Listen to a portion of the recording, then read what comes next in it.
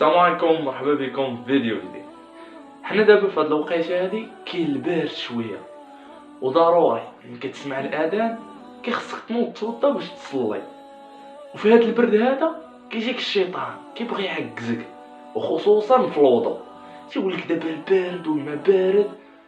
كاين الحمد لله اللي كاين عنده الشوفه في الدار وكيسخن الماء وكيتولد به سخون، وكاينين حتى المساجد اللي كيديروا لك الماء سخون، يعني الحمد لله ما كتلقاش ديك السبب انك ما تصليش.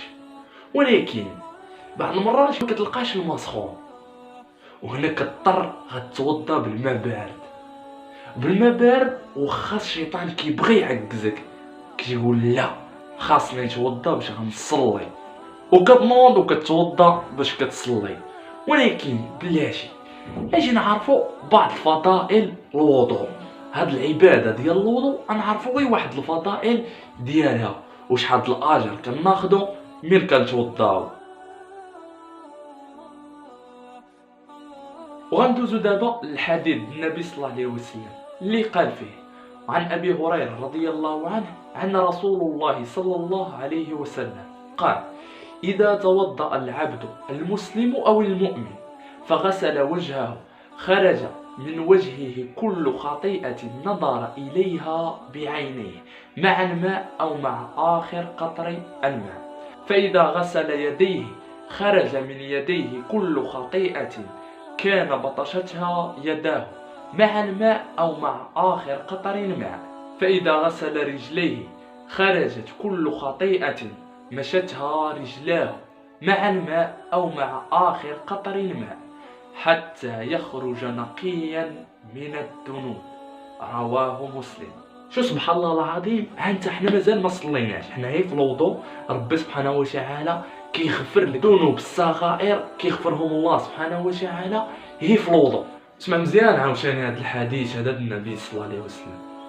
قال رسول الله صلى الله عليه وسلم: ألا أدلكم على ما يمحو الله به الخطايا ويرفع به الدرجات؟ قالوا بلى يا رسول الله. هذول الصحابة رضي الله عنهم هما اللي كيتكلموا مع النبي صلى الله عليه وسلم. قال لهم: إسباغ الوضوء على المكاره وكثرة الخطى إلى المساجد وانتظار الصلاة بعد الصلاة فذلكم الرباط. رواه مسلم. ودابا شوف غنختموا بواحد الحديث اللي بصح الفضل ديال الوضوء غيبان، وغتعرف بان راه الصلاه والوضوء راه واحد الحاجه اساسيه في الحياه ديال المسلم. في يوم النبي صلى الله عليه وسلم مر بالمقبره الشهداء اللي مدفونين فيها المسلمين، وكانوا معاه بعض من الصحابه رضي الله عنهم. وهو يقول النبي صلى الله عليه وسلم: السلام عليكم دار قوم مؤمنين وإنا إن شاء الله بكم لاحقون وددت أن قد رأينا إخواننا. هما يقولوا للصحابة رضي الله عنهم: أولسنا إخوانك يا رسول الله؟ قال: أنتم أصحابي وإخواننا الذين لم يأتوا بعد. قالوا: كيف تعرف من لم يأتي بعد من أمتك يا رسول الله؟ قال: أرأيت لو أن رجلا له خيل غر محجلة بين ظهري خيل دهم بهم ألا يعرف خيله؟ قالوا: بلى يا رسول الله.